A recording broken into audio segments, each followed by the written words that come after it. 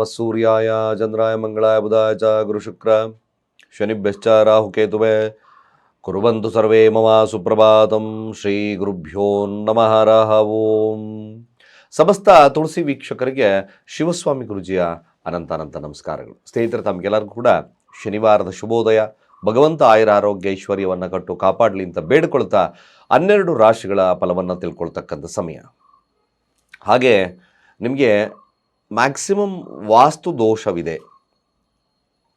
ಈ ವಾಸ್ತು ದೋಷ ಹಾಗೆ ಧನಾಕರ್ಷಣೆಗೆ ಏನು ಮಾಡಬೇಕು ಅಂತಕ್ಕಂಥ ವಿಚಾರಗಳನ್ನು ನಾನು ಕೊನೆಯ ಭಾಗದಲ್ಲಿ ತಿಳಿಸ್ತೇನೆ. ಮೊದಲು ಪಂಚಾಂಗ ಶ್ರವಣ, ತದನಂತರ 12 ರಾಶಿಗಳ ಫಲಾನುಫಲಗಳು ಹೇಗಿರುತ್ತೆ ತಿಳ್ಕೊಳ್ತಕ್ಕಂಥದ್ದು ಮಾಡೋಣ. ಶನಿವಾರ ಈ ದಿನ ದ್ವಾದಶಿ ತಿಥಿ ಇದೆ. ಶುಕ್ಲ ಪಕ್ಷ, ಸೌಭಾಗ್ಯ ಯೋಗ ಇರ್ತಕ್ಕಂಥದ್ದು, ಭವ ಹಾಗೆ ಬಾಳವಕರಣ ಇರ್ತಕ್ಕಂಥ ಸಮಯ. ಚಂದ್ರ ಪುನರ್ವಸು ನಕ್ಷತ್ರದಲ್ಲಿ 9:34 ಇದ್ದು ತದನಂತರ ಆಶ್ಲೇಷ ನಕ್ಷತ್ರ ಕಟಕ ರಾಶಿಗೆ ಪ್ರವೇಶವನ್ನು ತಗೊಳ್ತಾರೆ. ಇವತ್ತಿನ ಕಾಲಮಾನವನ್ನು ನೋಡೋದಾದರೆ ರಾಹುಕಾಲ ಬೆಳಗ್ಗೆ 9:35 11 ಗಂಟೆ 4 ನಿಮಿಷದವರೆಗೆ. ಯಮಗಂಡ ಕಾಲ ಮಧ್ಯಾಹ್ನ 2:01 3 ಗಂಟೆ 30 ನಿಮಿಷದವರೆಗೆ. ಗುಳಿಕ ಕಾಲ ಬೆಳಗ್ಗೆ 6:38 8 ಗಂಟೆ 6 ನಿಮಿಷದವರೆಗೂ. ಹಾಗೆ ದುಷ್ಟ ಮುಹೂರ್ತ ಬೆಳಗ್ಗೆ 6:47 7 ಗಂಟೆ 34 ನಿಮಿಷದವರೆಗೂ. ಹಾಗೆ ಕಂಟಕ ಮೃತ್ಯು ದೋಷ ಇರತಕ್ಕಂಥದ್ದು ಮಧ್ಯಾಹ್ನ 12:10 12 ಗಂಟೆ 57 ನಿಮಿಷದವರೆಗೂ.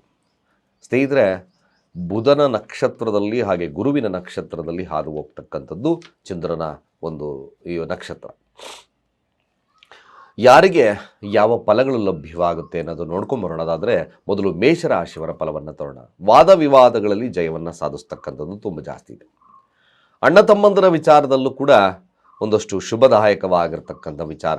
ವ್ಯಾವಹಾರಿಕವಾಗಿ ಮೇಷರಾಶಿಯವರಿಗೆ ಲಾಭದ ಲಭ್ಯತೆ ಕಡಾಖಂಡಿತವಾಗಿದೆ.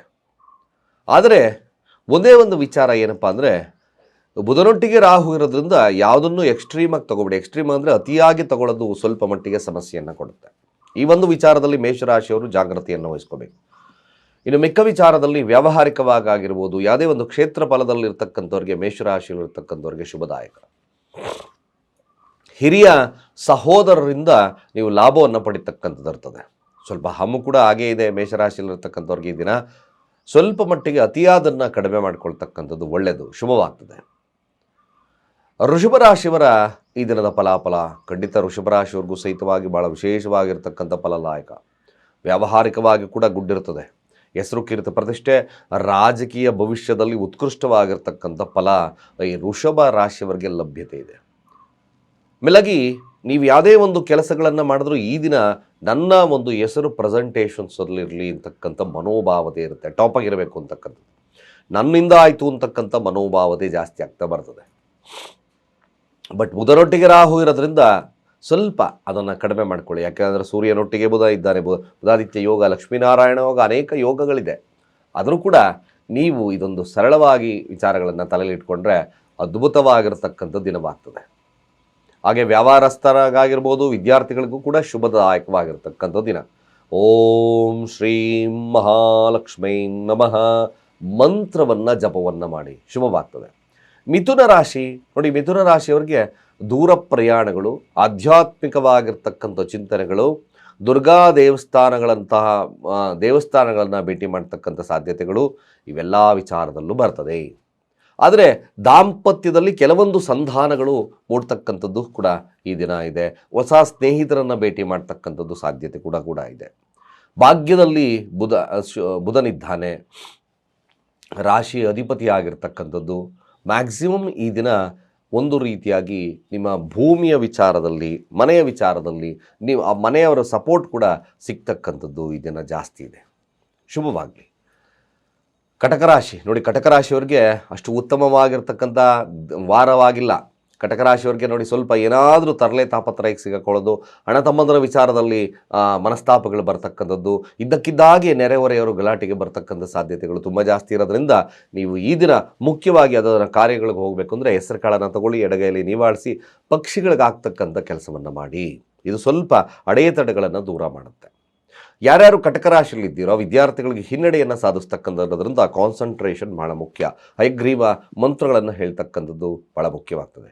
ಸಿಂಹರಾಶಿಯವರಿಗೆ ವ್ಯಾವಹಾರಿಕವಾಗಿರ್ತಕ್ಕಂಥ ಲಾಭ, ಜೊತೆಗೆ ಸಂಗಾತಿಯೊಟ್ಟಿಗೆ ಉತ್ತಮ ಬಾಂಧವ್ಯ, ಮದುವೆ ವಿಚಾರಗಳಲ್ಲಿ ಕೂಡ ಲಾಭದಾಯಕವಾಗಿರ್ತಕ್ಕಂಥದ್ದು, ಹೊಸ ಹೊಸ ಸ್ನೇಹಿತರು ಲಾಭವನ್ನು ತರ್ತಕ್ಕಂಥದ್ದು ಕೂಡ ತುಂಬ ಜಾಸ್ತಿ ಇದೆ.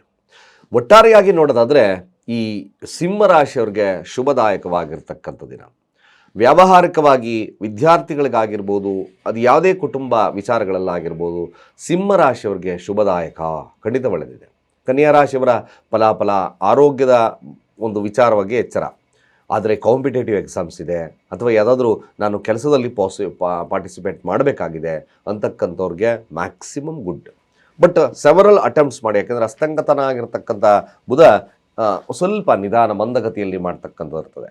ಸಾಧ್ಯವಾದಷ್ಟು ಈ ದಿನ ಪವರ್ ಆಗಿ, ಅಂದರೆ ಸ್ವಲ್ಪ ಬುದ್ಧಿಶಕ್ತಿಯನ್ನು ಉಪಯೋಗಿಸ್ಕೊಂಡು ಯಾವುದಾದ್ರೂ ಇಂಟರ್ವ್ಯೂವನ್ನು ಮಾಡ್ತಕ್ಕಂಥ ಕೆಲಸವನ್ನು ಮಾಡಿ.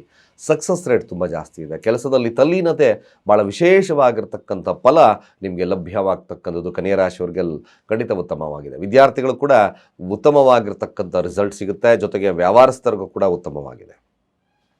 ಹಾಗೆ ತುಲಾರಾಶಿ ನೋಡಿ, ತುಲಾರಾಶಿಯವರೆಗೂ ಖರ್ಚುಗಳ ಮೇಲೆ ನಿಗಾ ಇಡಬೇಕಾಗುತ್ತೆ. ಕೆಲಸದಲ್ಲಿ ಹೆಚ್ಚಿನ ಶ್ರದ್ಧೆಯನ್ನು ವಹಿಸ್ಕೋಬೇಕಾಗುತ್ತೆ. ಬದಲಾವಣೆ ಇದರ ಪೂರ್ತಿ ಈ ಕೆಲಸ ಮಾಡ್ತೀನಿ ಬಿಟ್ಟ ಬೇರೆ ಕೆಲಸ, ಈ ಕೆಲಸ ಮಾಡ್ತೀನಿ ಬೇರೆ ಕೆಲಸ, ಇದೇ ಥರದ ಮನೋಭಾವನೆ ಬರ್ತದೆ. ಬಟ್ ಬುದ್ಧಿಶಕ್ತಿ ಎಲ್ಲ ಚೆನ್ನಾಗಿರ್ತಕ್ಕಂಥದ್ದು ಇರ್ತದೆ. ಬಟ್ ಸೋಂಬೇರಿತನ ಕೂಡ ಕಾಡ್ತದೆ. ಹಣಕಾಸು ವಹಿವಾಟುಗಳು ಸ್ವಲ್ಪ ಹಿನ್ನಡೆಯನ್ನು ತರ್ತಕ್ಕಂಥದ್ದು ಇರುತ್ತೆ. ವಿದ್ಯಾರ್ಥಿಗಳಿಗೆ ಟ್ರೆಮೆಂಡಸ್ ಡೇ ಕೂಡ ಆಗ್ತದೆ. ವ್ಯವಹಾರಸ್ಥರಿಗೆ ಸ್ವಲ್ಪ ಹಿನ್ನಡೆ. ಬಟ್ ಸ್ನೇಹಿತರನ್ನು ನಂಬಿ ಕೆಲವೊಂದು ಬಾರಿ ಮೋಸವಾಗ್ತಕ್ಕಂಥದ್ದು ಸಾಧ್ಯತೆ ಈ ದಿನ ಇರೋದ್ರಿಂದ ಸ್ವಲ್ಪ ಜಾಗರೂಕರಾಗಿ. ಹಾಗೆ ಸ್ವಲ್ಪ ಮಟ್ಟಿಗೆ ಈ ದಿನ ಆರೋಗ್ಯದ ಸಣ್ಣಪುಟ್ಟ ಚರ್ಮದ ವಿಚಾರದಲ್ಲಿ ಸಣ್ಣಪುಟ್ಟ ಸಮಸ್ಯೆಗಳು ಕೂಡ ಕಾಣಿಸ್ಕೊಳ್ತಕ್ಕಂಥದ್ದು ಇರುತ್ತೆ. ಸಾಧ್ಯವಾದಷ್ಟು ಕೂಡ ನೀವು ಕೂಡ ಲಕ್ಷ್ಮೀ ವೆಂಕಟೇಶ್ವರ ಸಾನ್ನಿಧ್ಯವನ್ನು ಭೇಟಿ ಮಾಡಿ, ಶುಭವಾಗ್ತದೆ. ವೃಶ್ಚಿಕ ರಾಶಿಯವರ ಈ ದಿನದ ಫಲಾಫಲ ಹೇಗಿರ್ತಕ್ಕಂಥದ್ದು? ಖಂಡಿತ ವೃಶ್ಚಿಕ ರಾಶಿಯವರಿಗೆ ಮೃಷ್ಟಾನ್ನ ಭೋಜನವನ್ನು ಸವಿತಕ್ಕಂಥ ಕಾಲ, ವ್ಯಾವಹಾರಿಕವಾಗಿ ಲಾಭವನ್ನು ಕಾಣ್ತಕ್ಕಂಥ ಕಾಲ, ಜೊತೆಗೆ ಭೂಮಿಯ ವಿಚಾರದಲ್ಲಿ ಲಾಭವನ್ನು ಕಡಿತಕ್ಕಂಥದ್ದು ಇರುತ್ತೆ. ವಿದ್ಯಾರ್ಥಿಗಳಿಗೆ ಎಕ್ಸಲೆಂಟ್ ಡೇ ಪರಿಣಾಮವನ್ನು ಬೀರುತ್ತೆ. ವೃಶ್ಚಿಕ ರಾಶಿಯಲ್ಲಿರ್ತಕ್ಕಂಥವ್ರಿಗೆ ಕೆಲವೊಂದು ಸಂಬಂಧಿಕರು ನಿಮ್ಮ ವ್ಯವಹಾರವನ್ನು ಬಳಸ್ಕೊಳ್ತಕ್ಕಂಥದ್ದು, ಅಂದರೆ ಅರ್ಥಾತ್ ಅವರೊಟ್ಟಿಗೆ ಬಾಂಧವ್ಯವನ್ನು ಬರ್ತಕ್ಕಂಥದ್ದು ಸಾಧ್ಯತೆ ಇರ್ತದೆ, ಬಂಧು ಬಾಂಧವರು.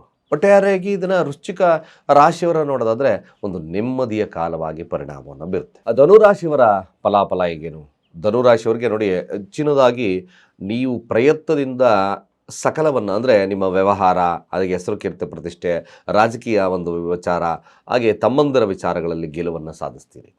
ಧನುರಾಶಿಯವರಿಗೆ ಜಸ್ಟ್ ಪ್ರಯತ್ನದಿಂದ ಅಧಿಕವಾಗಿರತಕ್ಕಂಥ ಲಾಭ ಶತಸಿದ್ಧ, ಒಳ್ಳೆಯದಾಗಲಿ ಕೂಡ.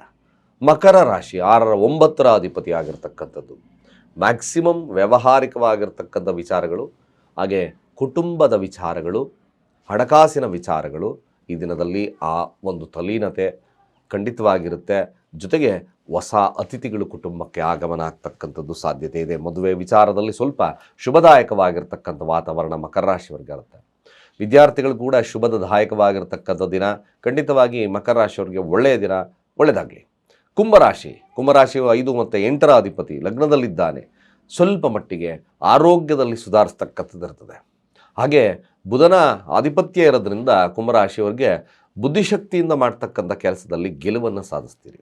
ಸ್ವಲ್ಪ ಮಟ್ಟಿಗೆ ಸಣ್ಣ ಪುಟ್ಟ ಕಿರಿಕಿರಿಗಳು ಪ್ರೀತಿ ಸಂಬಂಧಗಳಲ್ಲಿ ಬರ್ತಕ್ಕಂಥ ಸಾಧ್ಯತೆಗಳಿರುತ್ತೆ, ಈಗೋ ಕ್ಲಾಶಸ್ಸಿಂದ.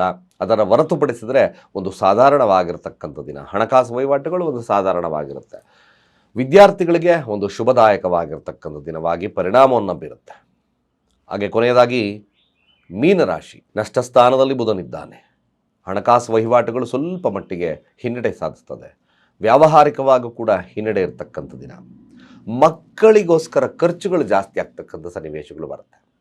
ಸ್ವಲ್ಪ ಜಾಗರೂಕರಾಗಿರ್ತಕ್ಕಂಥದ್ದು ಭಾಳ ಮುಖ್ಯ. ನೀವು ಕೂಡ ಹಸಿರು ವಸ್ತ್ರವನ್ನು ಈ ದಿನ ದಾನವನ್ನು ಮಾಡಿ ಮೀನರಾಶಿಯಲ್ಲಿರ್ತಕ್ಕಂಥವ್ರು. ಸ್ವಲ್ಪ ನಿಮಗೆ ನಷ್ಟಗಳು ತಪ್ಪತಕ್ಕಂಥದ್ದು ಇರ್ತದೆ. ಇಷ್ಟು 12 ರಾಶಿಗಳ ಫಲಾನುಫಲಗಳು. ಸ್ನೇಹಿತರೆ, ಅನೇಕ ರೀತಿಯಾದಂಥ ವಾಸ್ತುದೋಷ, ಹಾಗೆ ಮನೆಯಲ್ಲಿ ಧನಾಕರ್ಷಣೆ ಶುಭವಾಗಬೇಕು ಅಂದರೆ ಕೇವಲ ಒಂದು ಬೌಲಲ್ಲಿ 2 ಈ ಪಲಾವ್ ಎಲೆ ಅಥವಾ ಜಾಪತ್ರೆ ಅಂತ ಕೂಡ ಕರೆದ್ವಿ. ಆ ಜಾಪತ್ರೆಯನ್ನು ನೀವು ಪಲಾವ್ ಎಲೆ ಅಂದರೆ ಆ ಉಪ್ಪಿನಲ್ಲಿ ಸೇರಿಸಿ ಈಶಾನ್ಯದಲ್ಲಿ ಇಡ್ತಕ್ಕಂಥ ಕೆಲಸವನ್ನು ಮಾಡಿ. ಇದರಿಂದ ನಿಮ್ಮ ಮನೆಯ ವಾಸ್ತುದೋಷ ನಿವಾರಣೆಯ ಜೊತೆ ಧನಾಕರ್ಷಣೆ ಖಂಡಿತವಾಗಿ ಆಗ್ತಕ್ಕಂಥದ್ದು ಇರ್ತದೆ. ಹಾಗೆ ಸಮೃದ್ಧಿ ಕೂಡ ಸಿಗ್ತಕ್ಕಂಥದ್ದು ಇರುತ್ತೆ ಅಂತ ಹೇಳ್ತಾ, ಸರ್ವೇ ಜನ ಸುಖಿನೋ ಭವಂತು.